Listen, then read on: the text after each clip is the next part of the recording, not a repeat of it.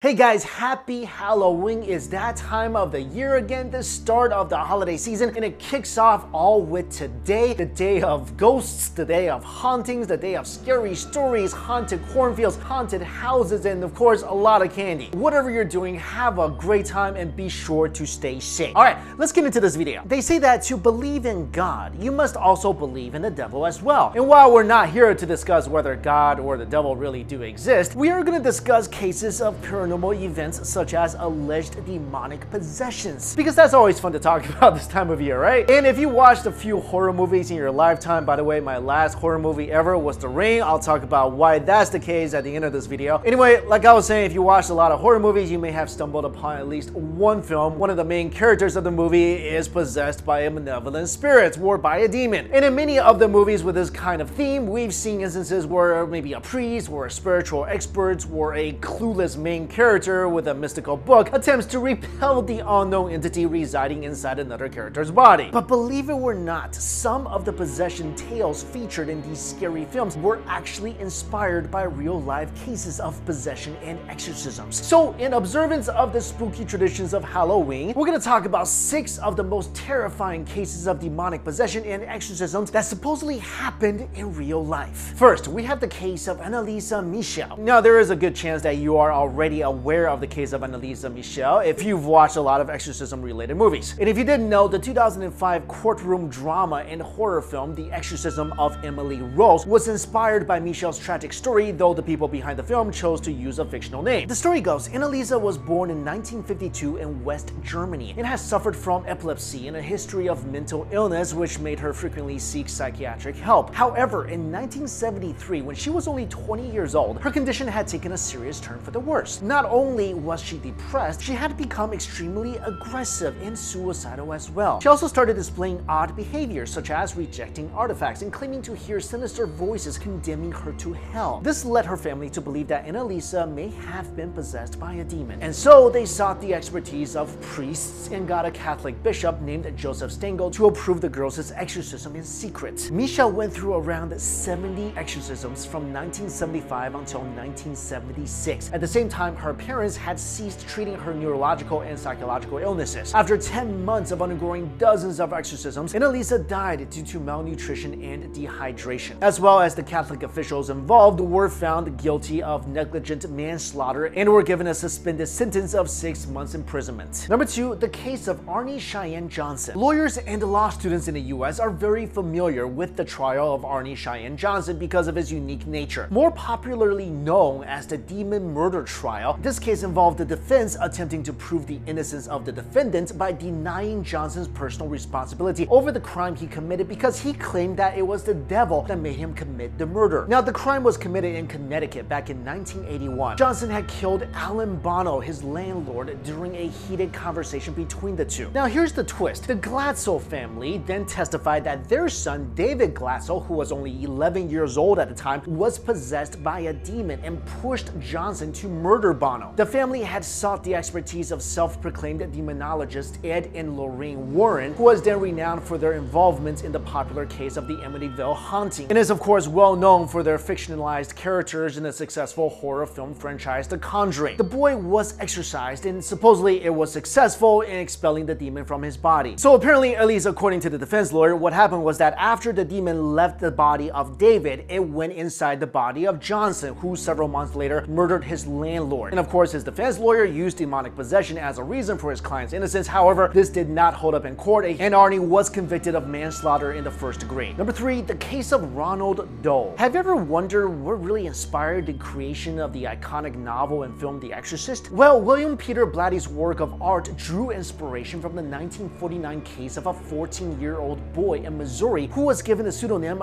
Ronald Dole to keep his identity a secret. An only child, Ronald was mainly dependent on the adults around him for company and support. He was particularly close with his Aunt Harriet, a spiritualist who taught him about using the Ouija board to contact spirits. When he was only 13 years old, Ronald's aunt died, and around this time, strange occurrences were allegedly happening to the boy. His family initially had him evaluated by doctors to determine what caused his odd behavior, but was soon after released. The parents then reached out to a Roman Catholic priest to help the boy, and it was determined that he was possessed by a demon. Naturally, the priest appealed to the Archbishop of Washington, D.C. to to approve the performance of an exorcism. Several Jesuit priests were involved with Ronald's exorcism, which lasted for several weeks. One of the priests had kept a diary of all the horrifying things that had happened during these sessions, and at one point, the image of the devil supposedly appeared on the boy's leg, and the entity gave him scratches all over his body and a branding on his chest. And of course, if you want the details of all this, then, well, just watch The Exorcist. Next, the case of Clara Germana Ocelli. In 1906, a 16-year-old schoolgirl named Clara Germaine Ocelli, a Christian orphan in South Africa, made a deal with the devil, which ultimately led to her alleged demonic possession. Accounts of those who knew Clara claimed that the girl was suddenly able to speak languages she never learned before. She also displayed clairvoyant abilities, terrifying people by revealing their most closely guarded secrets. She was also repulsed by religious items and seemingly possessed unnatural strength that allowed her to harm the nuns tending to her. She supposedly could also levitate in her sleep. All these were enough for Roman Catholic priests to classify her case as a real demonic possession, and they soon attempted to perform an exorcism, which lasted for 2 days. And supposedly before the demon left Clara's body, it displayed its power by levitating, which was allegedly witnessed by around 170 individuals. Number 5, the case of Anna Eckland. This documented case is popularly referred to as the Erling possession, and is centered on an American woman whose purported demonic possession in the 20th century lasted for several decades. Anna was raised in a family of devout Catholics in the Midwest and was known as a charming young girl. However, when she turned 14, she started to behave strangely and displayed signs that indicated that she may have been possessed by an evil force. She started to show aversion towards religious items and also started speaking Latin and German, languages she previously did not know anything about. It was later revealed that the young girl's father and her aunt were not really the devout Catholics they presented themselves in public. They secretly practiced and embraced witchcraft, and it is believed that they were responsible for cursing the girl by casting spells on her and making her drink mystical potions. An exorcism was performed on Anna in 1912, which was supposedly successful. However, the girl's estranged relatives once again used dark magic to torment Anna, which led to her intense suffering that lasted for years. A second and more extensive exorcism that lasted for months took place in 1928 when she was 46 years old. After the successful exorcism, the priest declared that she was finally free from all the demons that haunted her. This case was so infamous that it was even featured in an issue of Time magazine in 1936. Finally, the case of Julia. In 2008, Dr. Richard E. Gallagher, a board-certified psychiatrist working at the New York Medical College, revealed that one of his patients, who he referred to just as Julia, had been possessed by a demon. Now, having a man of science and clinical psychiatry declare that someone was a victim of spiritual possession is really irregular, especially in the 21st century. However, in evaluating Julia's condition, Gallagher concluded that her bizarre behavior and disturbing abilities could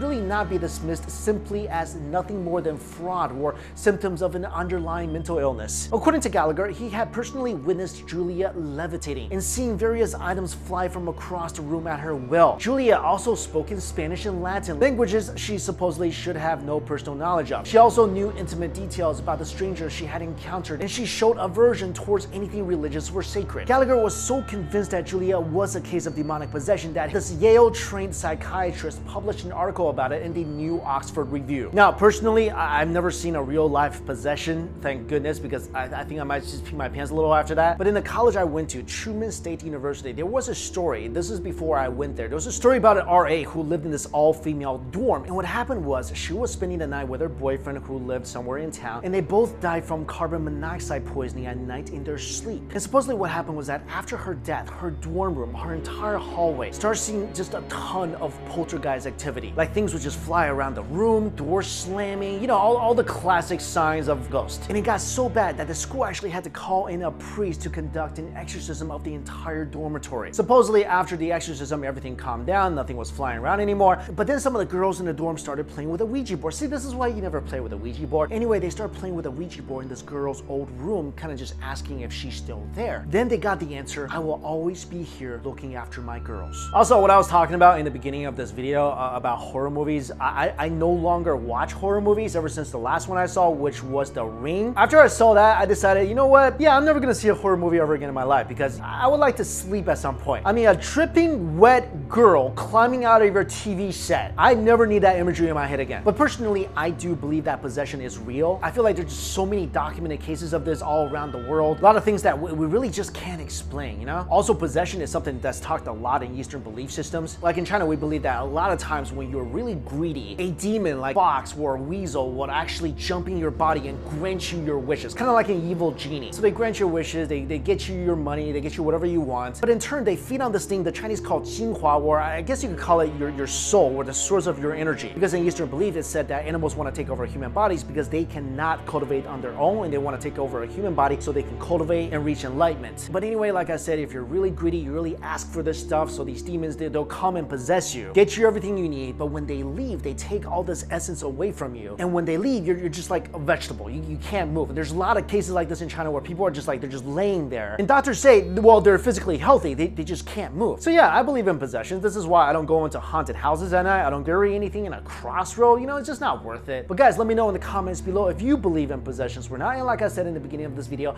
have a great and safe Halloween. I'll see you later.